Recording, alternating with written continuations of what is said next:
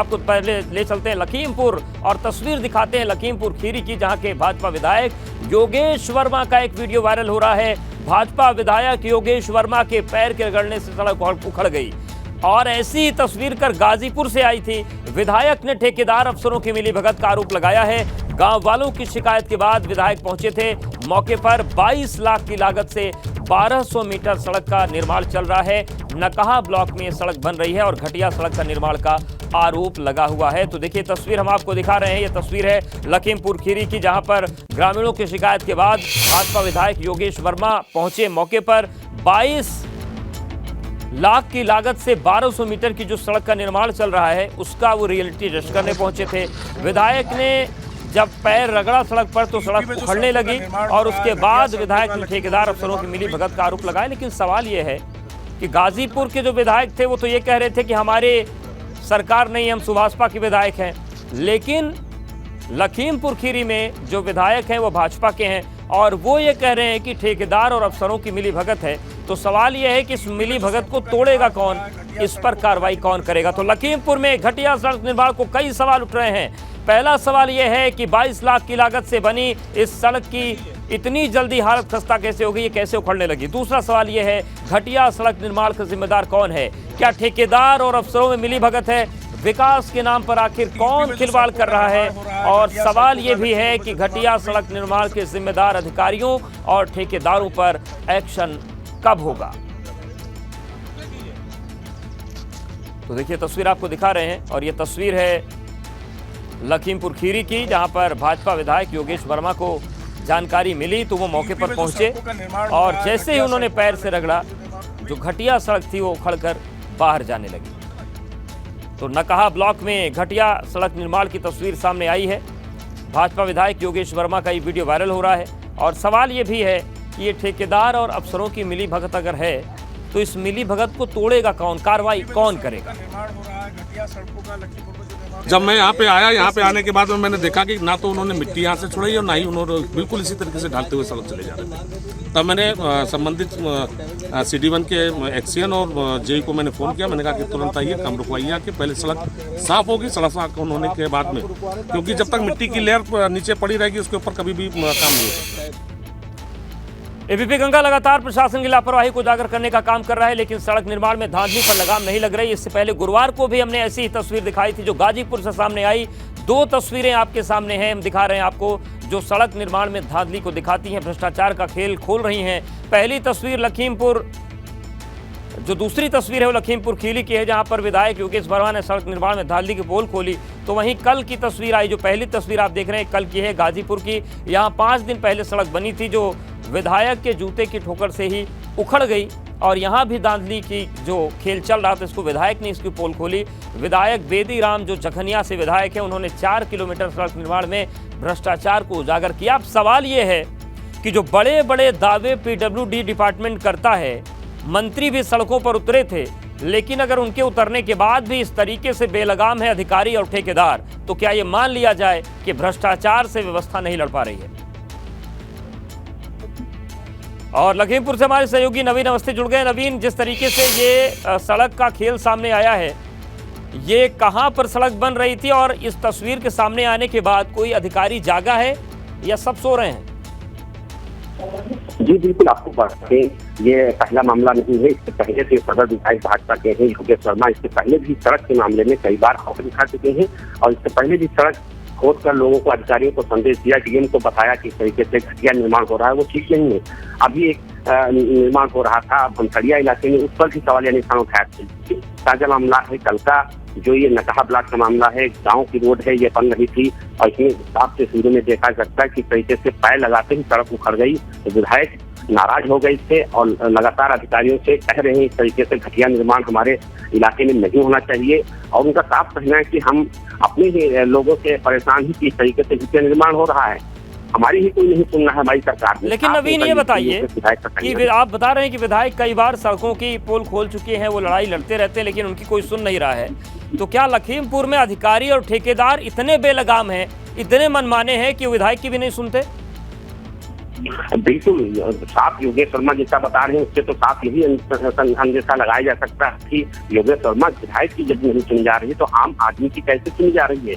लगातार डीएम से, सीडीओ से और अन्य जो पीडब्ल्यू विभाग के अधिकारी हैं उनसे शिकायत करते रहते हैं, लेकिन योगेश शर्मा अपने लगातार इससे पहले भी लगातार आवाज उठाते रहते हैं कि सड़क निर्माण में कोई घपला धांधली नहीं चलेगी।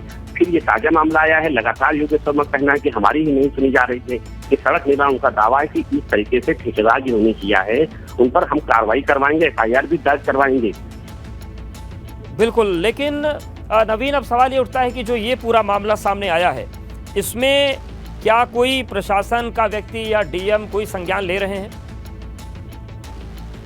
जी अभी तक तो कोई ऐसी सूचना नहीं है कि उनकी बात का किसी ने संज्ञान लिया है। हालांकि उन्होंने फोन करके उच्च अधिकारियों को भी बता दिया था कि घपला जो कर रहे हैं, जो घटिया। बिल्कुल नवीन, तो समझा जा सकता है कि लखीमपुर में जो व्यवस्था है वो भगवान भरोसे ही चल रही है, क्योंकि अगर विधायक की ना सुनी जाए, विधायक सड़क पर उतर कर सड़क दिखाए तोड़कर कि देखिए कैसी घटिया तस्वीरें हैं, तो फिर समझा जा सकता है कि लखीमपुर में या तो ऐसे विधायक को चुन लिया गया जो अपनी बात नहीं मनवा पाता, या फिर ऐसे वहां पर प्रशासनिक अधिकारी पहुंच गए हैं जो खुद को सरकार से भी बड़ा अपने आप को समझते हैं। लेकिन कुछ भी हो, इसमें लखीमपुर के लोग पिस रहे हैं। हालांकि इस मामले में गाजीपुर के जखनिया जो विधायक हैं बेदी राम, उनकी किस्मत अच्छी थी कि वो मौके पर पहुंचे, उन्होंने सड़क की पोल खोली और उसके बाद डीएम ने इस मामले का संज्ञान लिया। उन्होंने एबीपी गंगा से बात करके यह आश्वासन भी दिया कि सख्त कार्रवाई की जाएगी। अब देखिए 3 तस्वीर आप देखिए। अब लखीमपुर की तस्वीर आज की, जहां पर विधायक की नहीं सुनी जा रही है, भाजपा की विधायक, उसके बावजूद उनकी प्रशासन नहीं सुन रहा है। दूसरी तस्वीर गाजीपुर की कल आई थी जखनिया की,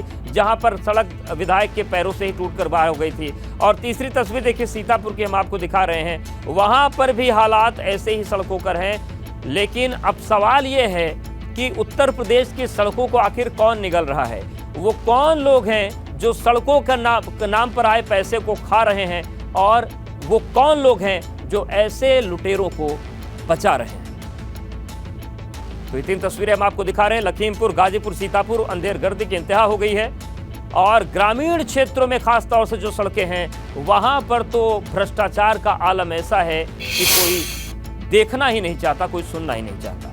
और चलिए अब बात करते हैं कानपुर की, जहां पर बांस मंडी इलाके में फायर टीम मौजूद है। टावरों के बीच उठते धुएं को काबू करने की कोशिश जारी है। मौसम खराब होने के कारण दमकल कर्मियों की मुश्किलें बढ़ गई हैं। अधिकारियों का दावा है कि आग पर काबू पाया जा चुका है। तेज हवाओं के कारण धुआं गहरा हो रहा है। दमघोटू धुआं खत्म करने के लिए दमकल विभाग की करीब 30 गाड़ियां कानपुर और आसपास के जनपदों की लगी हुई हैं। आपको बता दें कि भीषण अग्निकांड में करीब 500 दुकानें और उनमें रखा माल जलकर राख हो गया। डीएम और पुलिस कमिश्नर भी मौके पर नजर बनाए हुए हैं। तो आग तो बुझ गई है, लेकिन आग के बाद जो गहरा धुआं फैलता है वो लोगों की मुसीबत बन रहा है। और ये धुआं ही ज्यादा खतरनाक होता है, क्योंकि जब आग जलती है तो बिल्डिंग को जलाती है, लेकिन जब धुआं उठना शुरू होता है तब लोगों का सांस लेना मुश्किल हो जाता है। और यही तस्वीर अब बन गई है। कानपुर के बांस मंडी इलाके में फायर टीम मौजूद है। टावर्स के बीच उठते धुएं को काबू करने की कोशिश की जा रही है। और दमकल कर्मियों की मुश्किलें इसलिए भी बढ़ रही हैं क्योंकि मौसम खराब है। अधिकारियों का दावा है कि आग पर काबू पाया गया है, लेकिन तेज हवाओं के कारण जो धुआं गहरा हो रहा है वो मुश्किल बन रहा है। और इसी धुएं को खत्म करने के लिए अब दमकल विभाग की करीब 30 गाड़ियां वहां पर मौके पर मौजूद हैं। कानपुर और आसपास के जनपदों से गाड़ियां बुलाई गई हैं। आपको बता दें कि भीषण अग्निकांड में करीब 500 दुकानें, उनमें रखा माल जलकर राख हो चुका है। डीएम और पुलिस कमिश्नर भी मौके पर नजर बनाए हुए हैं। तो आग बुझ गई है, लेकिन आप देखिए दूसरी तस्वीरें, सुबह की तस्वीरें हैं। आग तो बुझ गई, लेकिन जो धुआं है वो इतनी बुरी तरीके से फैला हुआ है कि अब इलाके में सांस लेना लोगों का मुश्किल हो रहा है। और लगभग 30 दमकल की गाड़ियां मौके पर मौजूद हैं जो इस धुएं पर काबू पाने की कोशिश कर रही हैं। 3 तस्वीरें दिखा रहे हैं। देर रात भीषण आग लगी बांस मंडी इलाके में। दमकल की गाड़ियों ने आग पर काबू पा लिया सुबह होते होते, लेकिन अब जिस तरीके से तेज हवाएं चल रही हैं उसके बाद यहाँ पर जो धुएं का गुबार है वो दमघोटू हो रहा है, क्योंकि धुआं उठ रहा है जो बिल्डिंग से। आग तो बुझ गई लेकिन धधक रही है, और ऐसे में धुआं बहुत उठ रहा है, लोगों को दिक्कत हो रही है। और मौके पर मौजूद फायर सर्विस उप निरीक्षक अजय गुप्ता ने क्या बताया है इस पूरे अग्निकांड को लेकर, सुनाते हैं।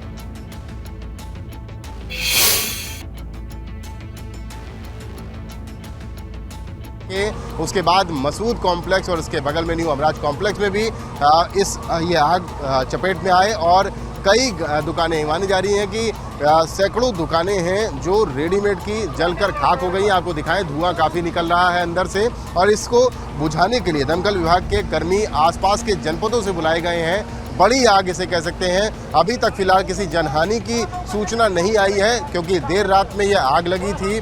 आग नियंत्रित हो गई थी, लेकिन हवा काफ़ी तेज़ चल रही है, मौसम थोड़ा बिगड़ा हुआ है, और जैसे हवा तेज़ चल रही है तो धुआं एकदम से तेज़ हो जाता है और उसके बाद स्थिति अनियंत्रित हो जाती है। ये तमाम गाड़ियां हैं जो लखनऊ से, कानपुर के आसपास के क्षेत्रों से यहाँ पर मंगाई गई हैं। देर रात से ही ऑपरेशन चल रहा है और जो दुकानें हैं उनमें लाखों करोड़ों का माल अब तक जलकर खाक हो चुका है। फिलहाल किसी तरीके की जनहानि नहीं हुई है, लेकिन आपको ये तस्वीरें दिखा रहे हैं कि बांस मंडी का ये इलाका, आसपास के यहाँ पे स्थानीय लोग हैं, जो व्यापारी हैं, जिनकी दुकानें इन कॉम्प्लेक्सेस में हैं, वो यहाँ पर खड़े हुए हैं। पुलिस प्रशासन बड़ी संख्या में यहाँ पर मौजूद है। तमाम गाड़ियां यहाँ पर लाई गई हैं और कंट्रोलिंग किस तरह से की जा रही है वो भी आपको दिखा देते हैं। देखिए, ये हाइड्रोलिक मशीन्स है, अत्याधुनिक मशीन्स हैं। दमकल विभाग के जो कर्मी हैं वो ऐसी मशीन्स का इस्तेमाल करते हैं। देखिए, पानी की बौछार देखिए, ऊपर हाइड्रोलिक मशीन को ले जाया गया है और ऊपर जहाँ से धुआं उठता दिखता है वहाँ पर तेज पानी की बौछार मारी जा रही है। दमकल विभाग डटा हुआ है अपनी अत्याधुनिक मशीनों के साथ इस ऑपरेशन को अंजाम देने में, और सभी बड़े अधिकारी, डीएम, पुलिस कमिश्नर तमाम यहाँ पर मौजूद हैं, अपनी देखरेख में इस ऑपरेशन को अंजाम दिलवा रहे हैं। कानपुर से कैमरामैन पंकज निगम के साथ रतीश त्रिवेदी, एबीपी गंगा। तो आपने देखा किस तरीके के हालात बने हुए वहां पर। हालात बहुत चुनौतीपूर्ण हैं, उन चुनौतियों को भी समझना जरूरी है। सुनते हैं।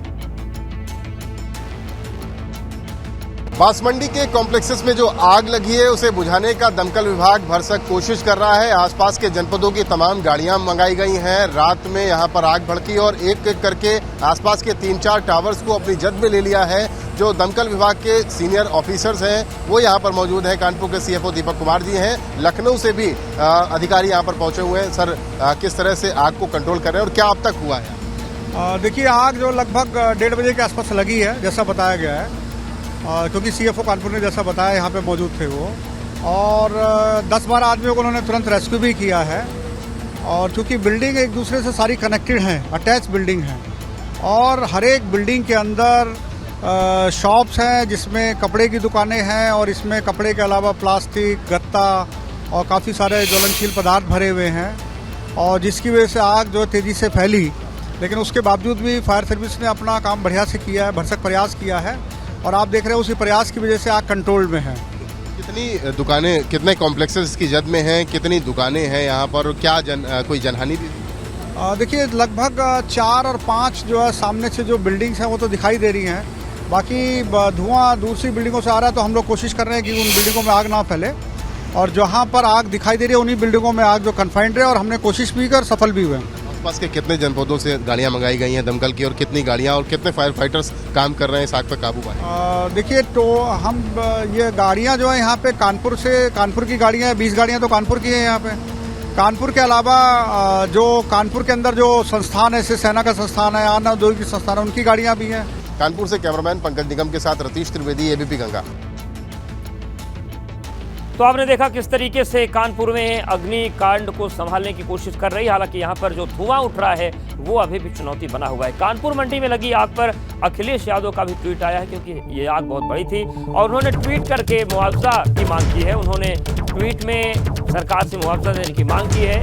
और कानपुर कपड़ा मंडी में लगी आग, वो जो लिख रहे हैं वो लिखते हैं, कानपुर कपड़ा मंडी में लगी आग, पहले से ही नोटबंदी, जीएसटी के छापों व मंदी की मार झेल रहे व्यापारियों के लिए आर्थिक व मानसिक रूप से एक और गहरी मार है।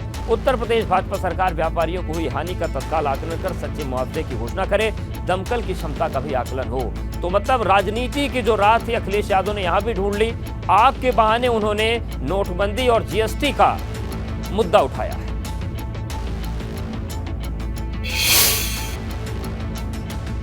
आगरा में दो पक्षों के बीच जमकर मारपीट और फायरिंग हुई है। मारपीट का वीडियो सोशल मीडिया पर वायरल हो रहा है। एक पक्ष का असलाह लहराते हुए वीडियो वायरल हुआ है।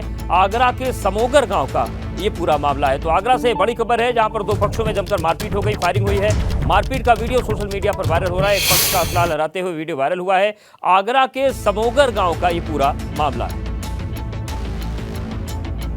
तो आगरा में दो पक्षों के बीच जमकर मारपीट और फायरिंग हुई है। मारपीट का वीडियो सोशल मीडिया पर वायरल हो रहा है। एक पक्ष का असलाह लहराते हुए वीडियो वायरल हुआ। आगरा के समोगर गांव का ये पूरा मामला है।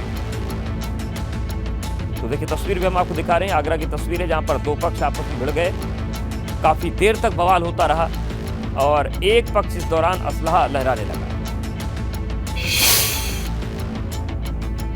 वहीं झांसी में भीषण सड़क हादसा हुआ है। हादसे में एक शख्स की मौत हो गई। टोड़ी फतेहपुर इलाके का एक पूरा मामला है जहां पर ये दर्दनाक घटना हुई है। तो झांसी में भीषण सड़क हादसा हुआ है। हादसे में एक व्यक्ति की जान चली गई। टोड़ी फतेहपुर क्षेत्र जो है झांसी का, वहां पर यह दर्दनाक घटना हुई है।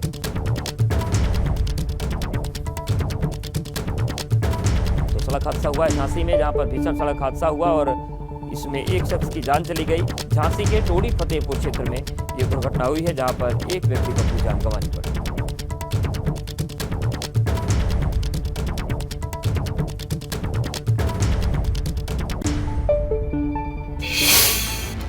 बड़ी खबर का रुख करते हैं रामपुर से। बड़ी खबर है जहां पर आजम खान के घर पर एक शख्स ने कपड़ा फेंक दिया। काली थैली में लाल चुनरी रखकर शख्स ने घर के अंदर फेंक दिया।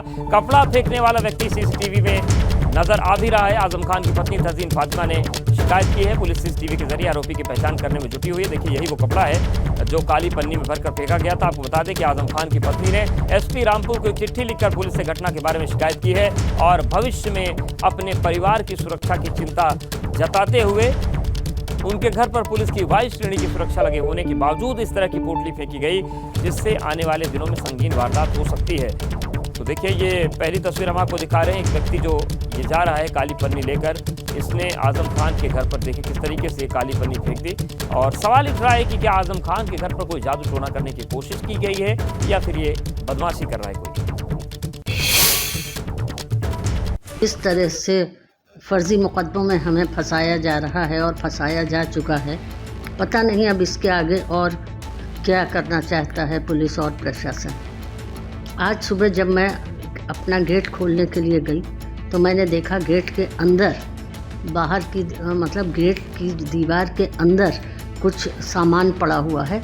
काफ़ी ढेर सारी एक पोटली में बंधा हुआ जो कि बाहर से घर के अंदर फेंका गया है। आजम खान साहब के आवास में एक पोटली टाइप का कुछ फेंका गया है।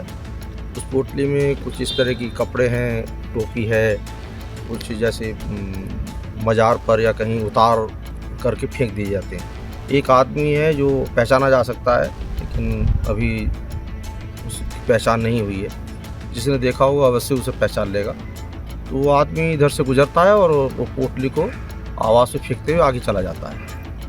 तो इसकी जांच करेंगे कि कौन आदमी है, कोई इसने फेंका।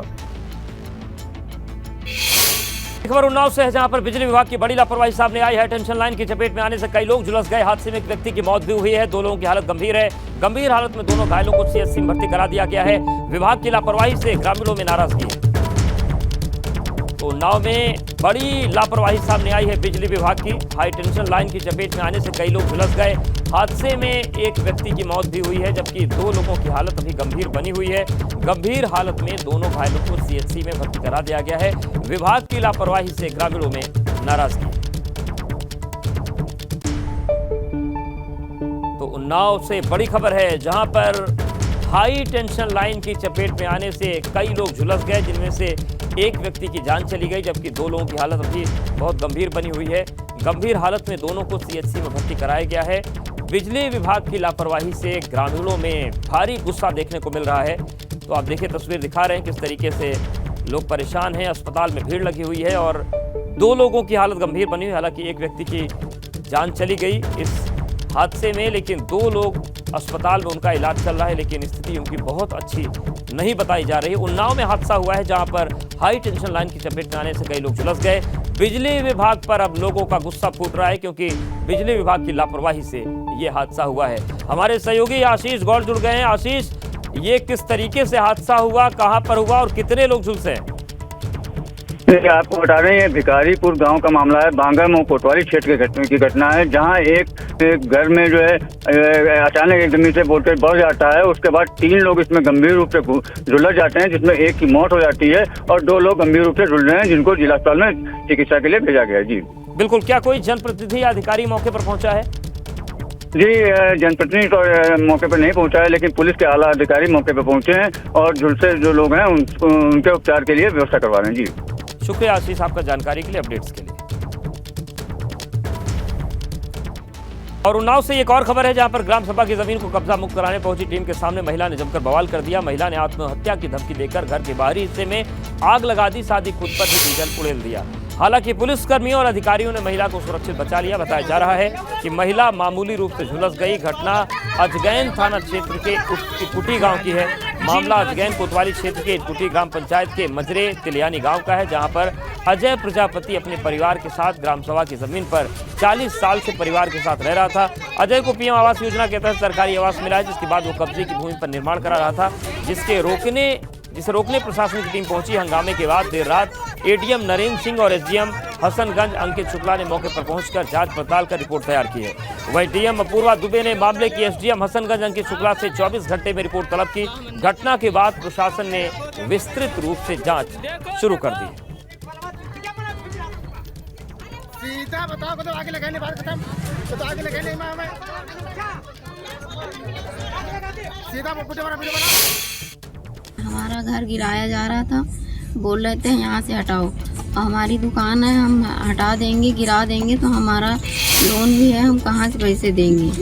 और हम इसीलिए आग लगा के 2 बेटियाँ हमारी, और हम मरना चाहते थे। हमारे साथ इंसाफ होना चाहिए। तहसीलदार आए थे, तो मेरा घर कह रहे थे 3 महीने हटाओ, दीवार तोड़ो। इसीलिए मेरी पत्नी ने आत्मदाह करने की कोशिश की। तो क्यों हटवा रहे थे वो? कह रहे हटाओ यहाँ से, यहाँ पे नहीं बनेगा। ये जो पीछे आप बनवा रहे हैं वो क्या बन रहा है? ये आवास है, सरकारी आवास मिला है आपको? हाँ, सरकारी आवास। इसी जमीन पर आवंटित? हाँ, इसी जमीन पर आवंटित। किस योजना के तहत? मुख्यमंत्री कौन सा, मुख्यमंत्री या प्रधानमंत्री आवास? मुख्यमंत्री आवास। और इस पूरी घटना पर अधिकारियों का क्या कहना है, सुनवाते हैं आप। यहाँ पर जो है ये अजय हैं, इनको आवास मिला है, उसको इन्होंने बनाया था। तो उसमें कुछ शिकायत की गई कि नहीं ये गांव सभा की ज़मीन में बना हुआ है। तो गांव सभा की ज़मीन में था, तो इसमें तहसील प्रशासन से नायब तहसीलदार और कानून लेखपाल आए थे, उनको समझा रहे थे, अपना हटा रहे थे। तो इनकी पत्नी भावावेश में आ गई, रानी नाम है वो। उसने जो है ये दुकान के बगल में जो पॉलीथीन इन्होंने दरवाजे में बांध रखी थी, उसी में आग लगा दी, उसको बुझा दिया गया था। और इसमें ऐसी कोई बात नहीं थी, और इनको समझा बुझा के, और ग्राम प्रधान वगैरह भी यहाँ और लोग भी।